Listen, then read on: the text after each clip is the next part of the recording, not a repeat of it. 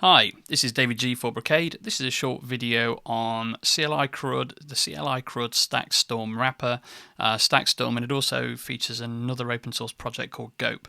So StackStorm being the event-driven automation technology that Brocade acquired in 2015.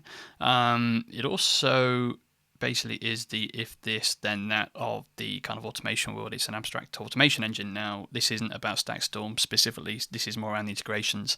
CLICRUD is a Brocade specific CLI driver that was written for a number of customer projects, and it talks CLI to the Brocade ICX, to the MLX and the VDX. Now the StackStorm wrapper basically exposes the features available in the CLICRUD library.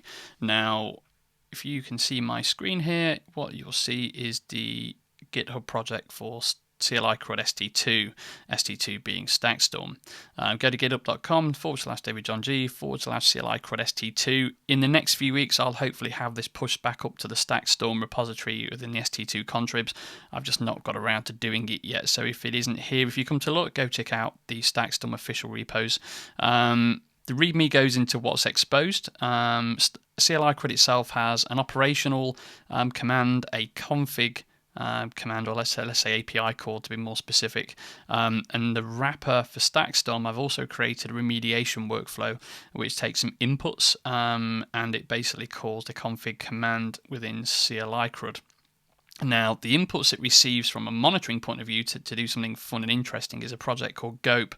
It's something else I've written. It's written in Golang. It just monitors things using ICMP, or monitors endpoints using ICMP, echo request, and receives responses.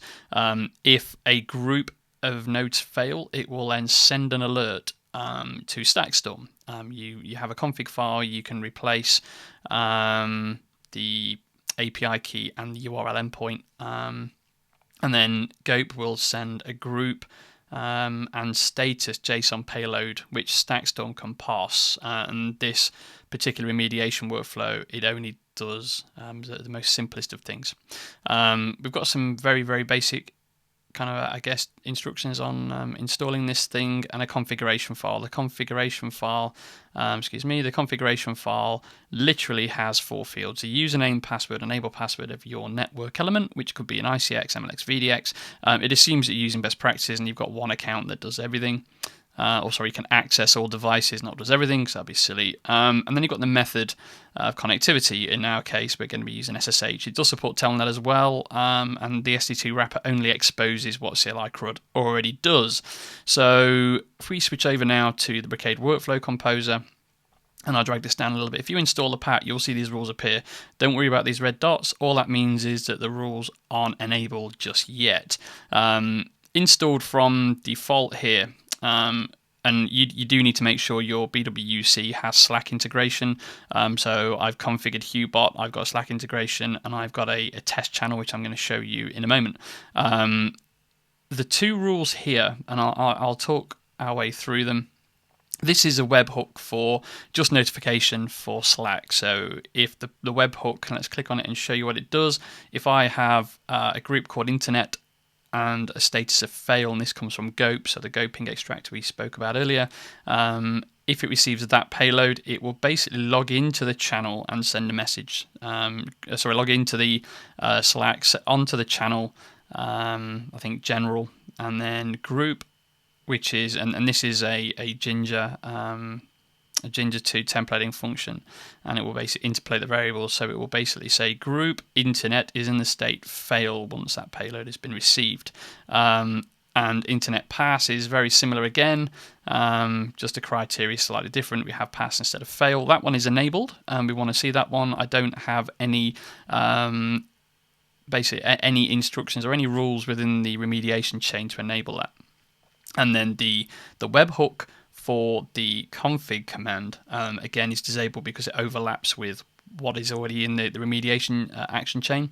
But this webhook particularly, it takes the payload, again, triggers on the payload of the webhook. It logs into a host. This one is in one of the test networks and runs a command. Now you'll see here we have some square brackets, which basically means this is a list. And if you want to run multiple commands, just put a comma in, and you can put in more commands there. And then we come on to our action chain, and basically this action chain, again, it's triggered on the webhook. The remediation action is triggered here, and we take the inputs from the webhook. So status goes into status, group goes into group. We have the host, which is a different IP address than you saw earlier, and a command. Again, this is a list of commands. If you want to run lists of commands, you can do that by putting a comma in here. So what we'll do, let's start everything going. So I need to start GopE. GopE will just listen in the background for events that are going on. Again, this is a Golang service. The code's available online. I've compiled it, and there's a very, very simple UI. Now, let's just show you what that looks like. API docs.json, and I imagine... Whoops, sorry. Don't know what happened there. How embarrassing. That's what I was after. Let's get rid of that. I thought I cured this, but it still does the silly thing. GopE has a REST API, and it's also based on Swagger, so you can do some nifty things. Let's just see what nodes are in here and registered, and we can just make sure that is working. We can do a get, and then we can do this. So let's see what 4.4 is doing.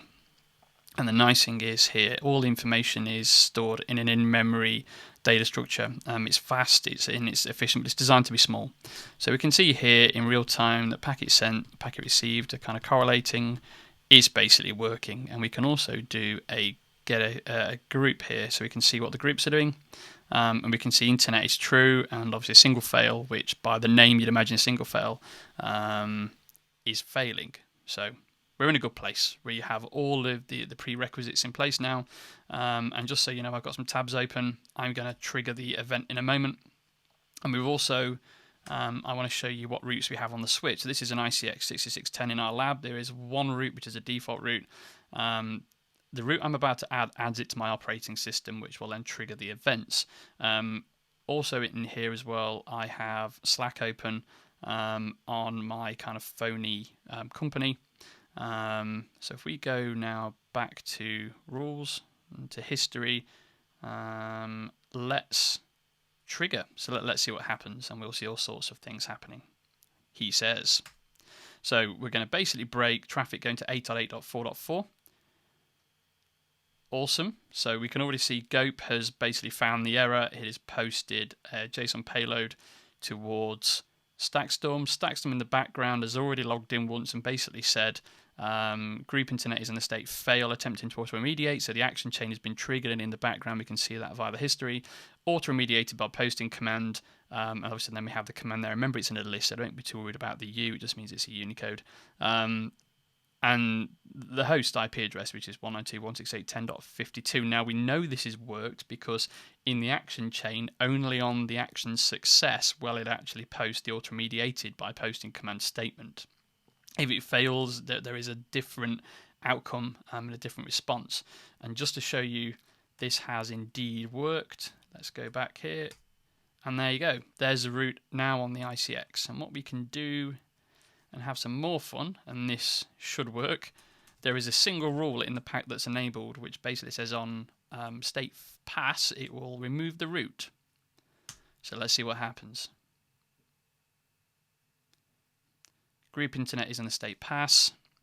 Now this is a single action in the background, and what I mean, if we go to, single rule even, internet pass basically says on the webhook pass and internet payloads, internet fields, get my words out, the values being in the JSON payload, it basically logs into the switch. My mistake, that's the wrong one. That is the ChatOps one. What I wanted was this one. Again, on the webhook, it will log into the host, which is annoying. I think it's tried to log into the wrong host. That's a shame. It would have actually taken the route away. So if we go into the history, you'll see that's failed. Indeed, it's failed. So let's just to show you this stuff actually works. Let's remediate this live. So let's change the IP address to the switch in the lab here. That's fine. No, it's not fine. No IP route 8.8.4.4.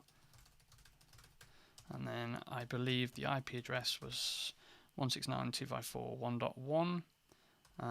What I want to make sure happens here is we get this right, so for the video will be valuable instead of a bit useless. So now let's go back here, and now we need to trigger the whole set of cycles again. Let's break things. And as we all know, switches are idempotent, so if we log in, put the same command in, it will just accept it, nothing will break. Remediation was successful. Now then, we add delete. This time, what I'm expecting is a message to appear on Slack. Internet pass now should work. It's going to log into the switch locally. Oh, and it looks like it's worked. And the route should be gone. And like magic, it's absolutely worked. So, I hope this has been useful. Please check out the Brocade StackStorm product. I say project, it's an open source project still, but we have the Brocade Workflow Composer, which has got lots of bells and whistles on. Download CLICRUD with the StackStorm wrapper.